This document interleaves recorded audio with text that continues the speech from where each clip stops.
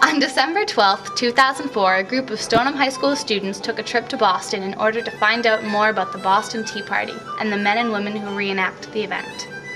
We visited many historic sites, like Faneuil Hall, the Old State House, and the Old South Meeting House. Each provided a small glimpse of the past. However, we acquired more knowledge from the reenactors that participated in the event, asking them two essential questions. Why is it important to reenact historic events? And what can we learn from the clothing they wear?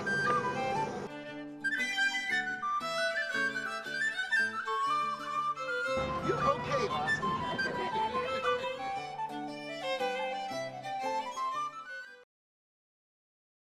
Why do I think it's important to reenact? I think we keep history alive, sir, in reenactments. Living history is an interactive form of learning. So with that. What other reenactments do you do? My wife and I, we really perform living history from roughly 1700 to about 1876. And we cover the gauntlet between from pirates to Custer's soldiers. To keep the history alive, too many times as the years go on, people forget their roots. So to reconnect people with their roots, if we can reenact and try to provide as best we can the most realistic portrayal of life at the time that we can, we hope to reconnect people a little bit from time to time with their past. And the more reenactments we do, we're always constantly learning ourselves. So each reenactment we do, we learn ourselves also what happened in all these various places we go. And some are right even in our back door, like from a sonnet, we have a raid on a sonnet. Raid on Freetown. Freetown, It happened 10 days before Lexington and Concord. Right. So had somebody pulled the trigger then, Lexington and Concord wouldn't have been Lexington and Concord. Right. It would have happened in Freetown. And then people are inspired to find out a little bit more about them, find out about what happened.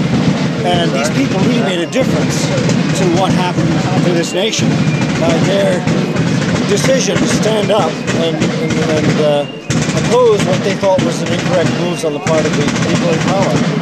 And it's very important to try to understand what happened.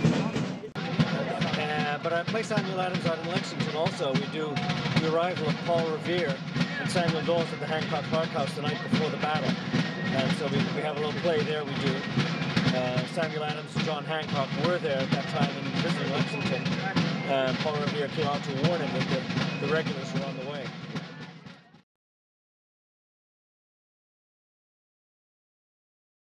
The coat that Diane is wearing here is a Connecticut militia's coat. Militiamen from Connecticut. The scarves are made from blankets, but keeping in mind that any materials that you had today, if you have an old shirt, even Austin would throw it away. you'd scrap it if it was torn, if it was ripped, once it gets beyond repair.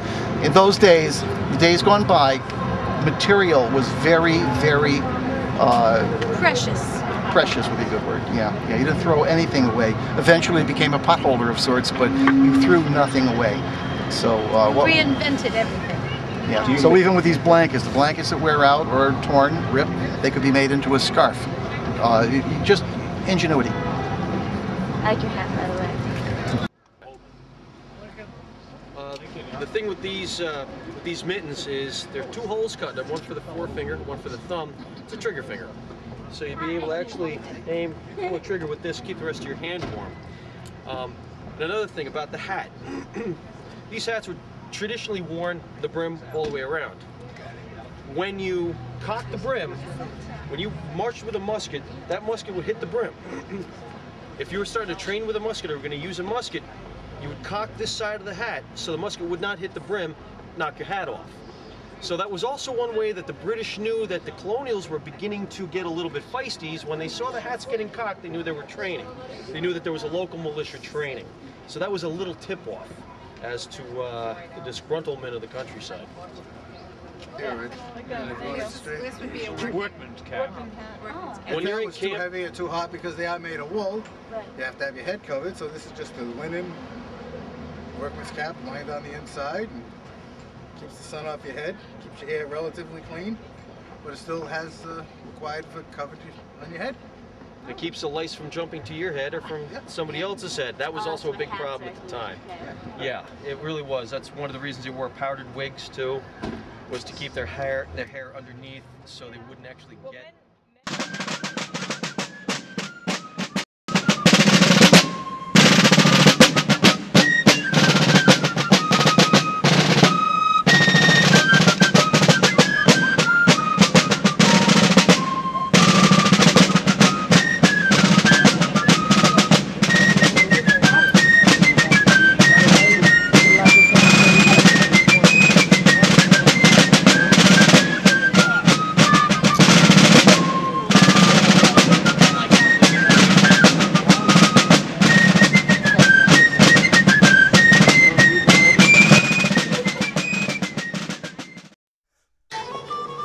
After the French and Indian War, Great Britain began to tax the colonies to pay for the troops stationed in America. First came the Sugar and Stamp Acts. These were met by colonial opposition and cries of "no taxation without representation." James Otis of Massachusetts organized the Stamp Act Congress to urge Parliament to repeal the tax. In many cities, tax agents were harassed by many angry mobs.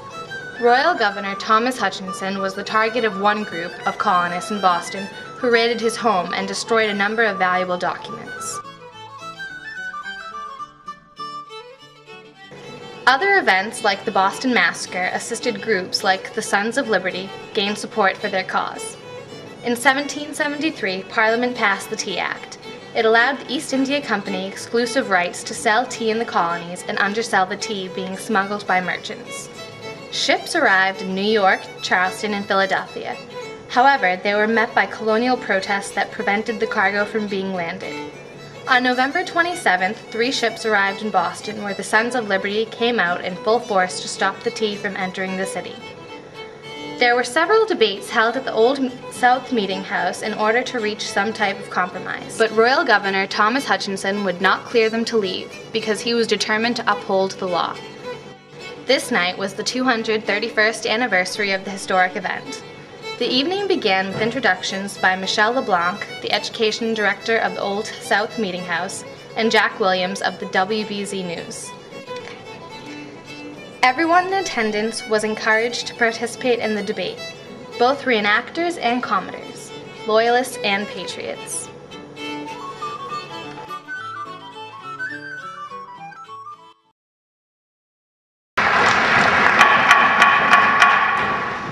All this meeting to order. We are reconvening from our prior adjournment. We have met here, the Old South Meeting House, since November 29th to decide the fate of the team. At those meetings, this body has resolved, number 1, that the duty imposed by Parliament upon tea landed in America is a tax on the Americans without their consent. Secondly, that a virtuous and steady opposition to the ministerial plan of governing America is absolutely necessary to preserve even the shadow of liberty, and a duty which every free man in America owes to his country, to himself, and to his posterity. Thirdly, that the resolutions by the East India Company to send out their teas to America, subject to the payment of duties on its being landed here, is a violent attack upon the liberties of America. And finally, that it is the duty of every American to oppose the attempt.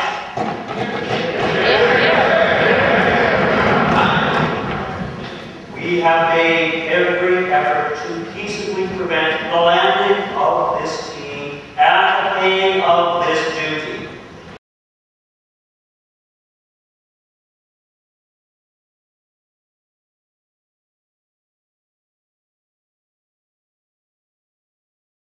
To access whatever they wish. I say representation is a strong man. We claim the right to raise our own taxes. We will not surrender our right to those corrupt politicians in Parliament.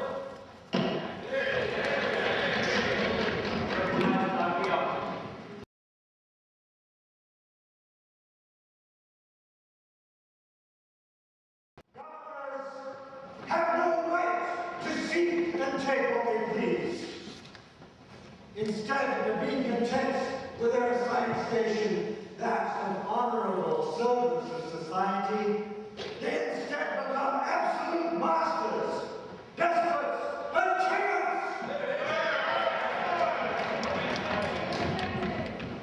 As the private man has the right to say what he will give for wages in his private life, so has the community the right to determine what they will provide of their substance for the administration of public affairs. Thank you, Mr. Roberts.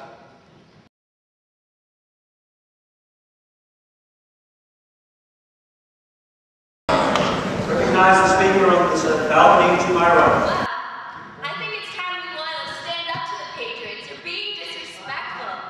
They are nothing but ruffians who bring us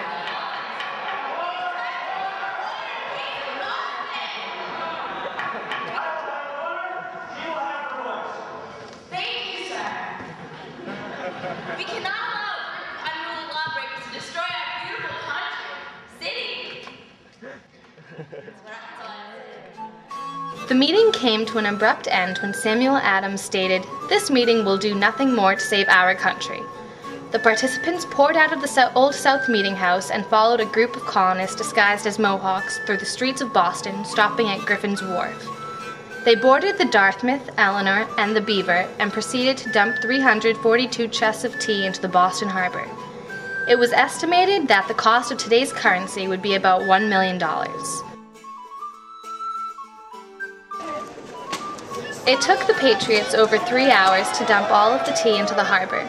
The next morning, some of the tea began to float to the surface, so a group of colonists rowed out and sunk the tea with their oars so that none of it would enter the city. Several other similar events occurred the next year in New York City, Annapolis, Maryland, and Greenwich, New Jersey. It was not long before the War of Words was over and bloodshed began.